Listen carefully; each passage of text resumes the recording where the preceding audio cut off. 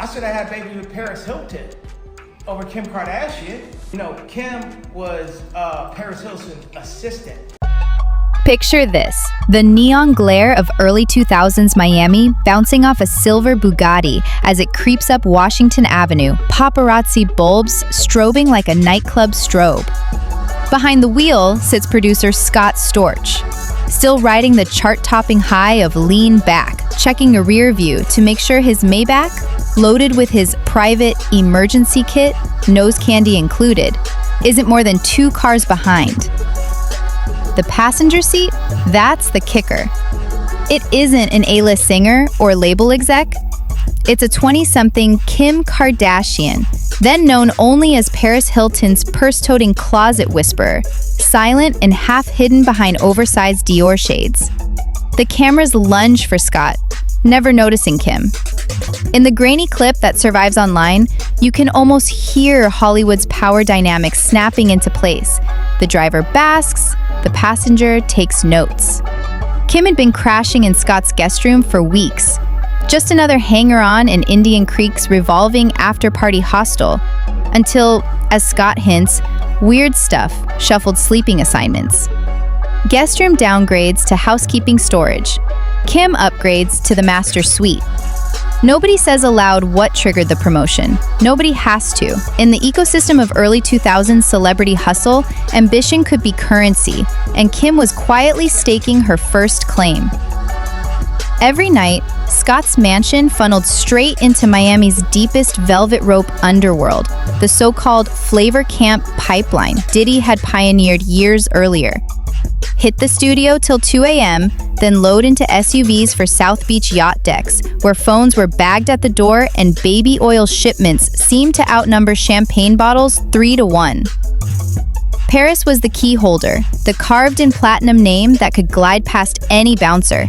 Kim was the apprentice, memorizing every handshake, every bathroom hallway negotiation, every flashing light that told her when to smile. Fast forward 2 decades, the federal raid on Diddy's Holmby Hills estate rips open hard drives labeled by year, by city, by initials nobody at Homeland Security recognizes. One USB, according to a leak that set Reddit on fire, reads K+P/Miami. Investigators haven't confirmed what's on it. Gossip insiders swear it's footage from a single weekend that linked Kim, Paris, and Diddy in a private suite at the Delano. Footage that allegedly makes the famous Ray J tape look like gym class make-believe. Suddenly, Kanye West's newest rant, stream blasted live to 300,000 Twitch viewers, doesn't sound like jealous hindsight. I could have had hotels in my portfolio, he fumes, pacing off camera while fans spam spaceship emojis in the chat. Instead, I got a lifetime subscription to TMZ alerts. The subtext is simple. If he'd fathered Hilton kids, the heirs might have come with trust fund stakes in global real estate, not a reality TV dynasty fueled by weekly crisis PR. Kanye's regret monologue loops back to the same sore point every time he speaks. He knew about tapes before he put a ring on Kim, not just the one with Ray J. Multiples, rumored to feature multiple partners, filmed on multiple coasts. He once flew overnight to retrieve an external drive Ray J's manager claimed to be holding, only to find out the drive contained little more than old text threads and blurry airport selfies. But the hunt mattered, because Kanye's worst nightmare has never been infidelity. It's lack of control. Control over image, control over legacy, control over which clip a 7th grader might find on an unfiltered search bar in 2035.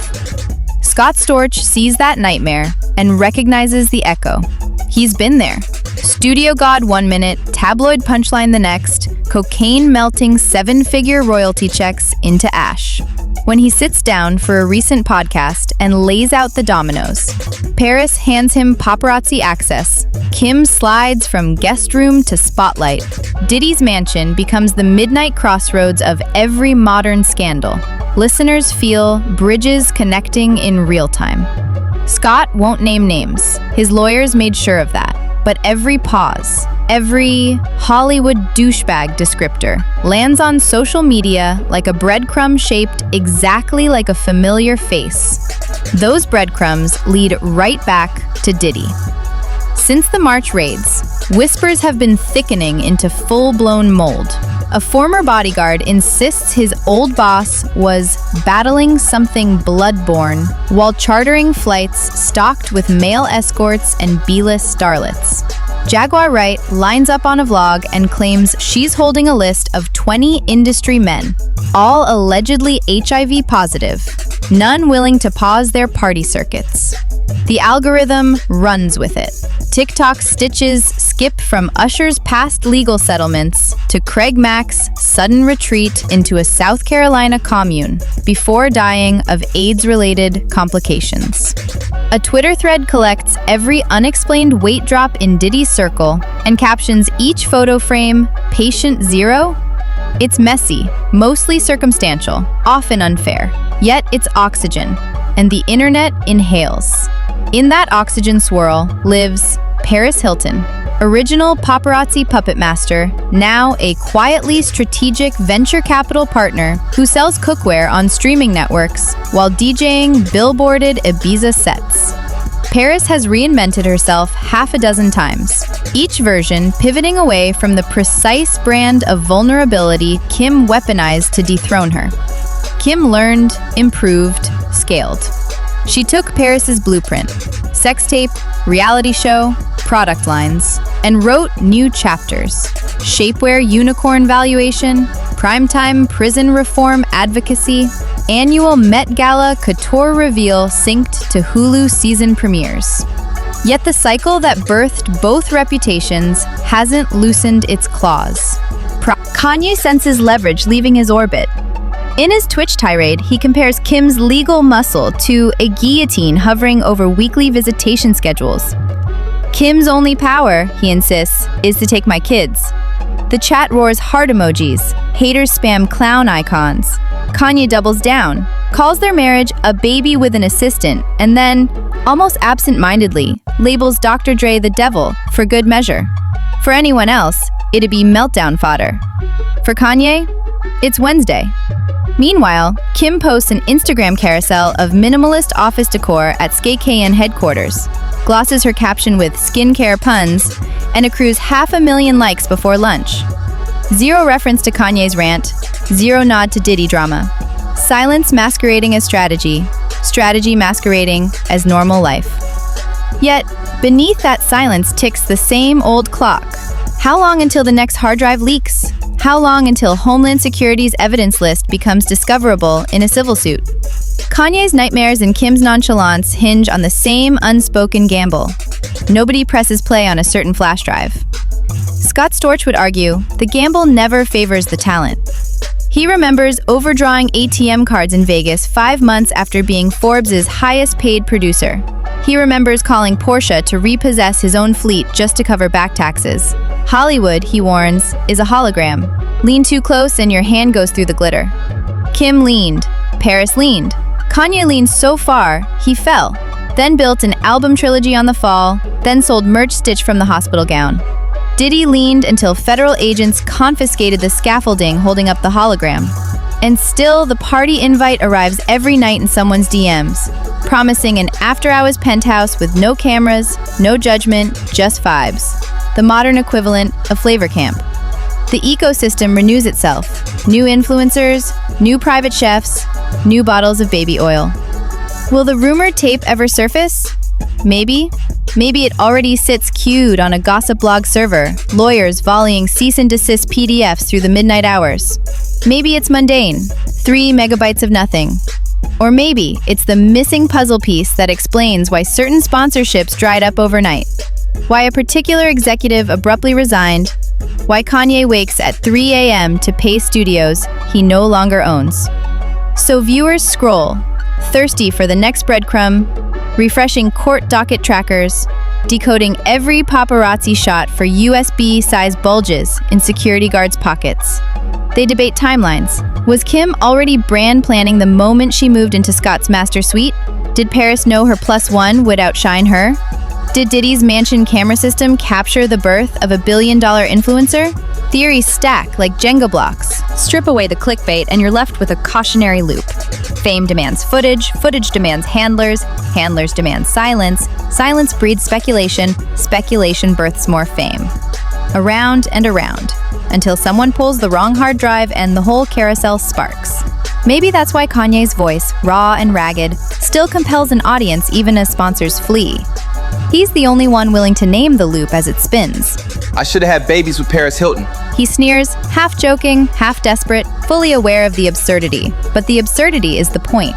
In an industry where private moments monetize better than platinum plaques, choosing a partner isn't just about chemistry or love.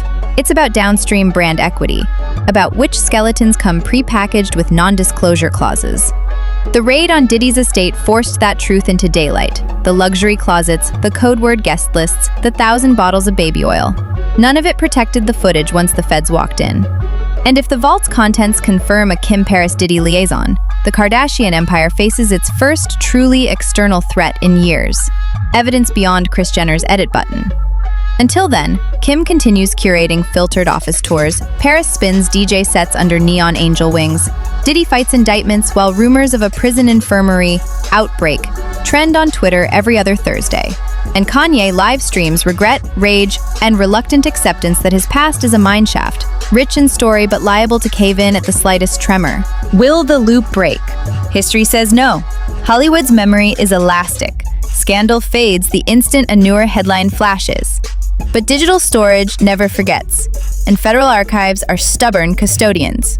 Somewhere in a climate-controlled locker sits a USB stamped K&P Miami, waiting for a judge's ruling, a leak, or the simple entropy of bored staff scrolling through confiscated files. When, or if it surfaces, stock prices, custody agreements, even the algorithmic DNA of social media might spin off their axes. And maybe that's why, in rare, unguarded moments, Kanye sounds almost wistful. Not because he prefers Paris, not because he regrets his children, because he glimpses a timeline where the footage isn't weaponized, where the franchise he helped build isn't perpetually one subpoena away from implosion. In that imaginary timeline, the Bugatti ride down Washington Avenue stays a throwaway paparazzi clip. In this timeline, it's the prologue to a digital bomb no publicist can fully defuse. So we watch, we refresh, we speculate, and we wonder who else rode shotgun that night, unnoticed, soaking in lessons future-proof enough to survive any raid. Until the next one.